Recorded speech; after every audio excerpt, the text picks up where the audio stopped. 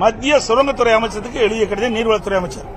இக்கடிதத்தில் அரிய வகை கனிமங்கள் ஏலம் விடும் உரிமையை மாநில அரசுக்கு வழங்க வேண்டும் என்றுதான் கோரியுள்ளாரே தவிர அரிய வகை கனிமங்கள் ஏலம் விடுவதை தடை செய்ய வேண்டும் என்றோ கனிம சுரங்கங்கள் விதிகள் திருத்தச் சட்டம் 2023 திரும்ப பெற வேண்டும் என்றோ குறிப்பிடவில்லை.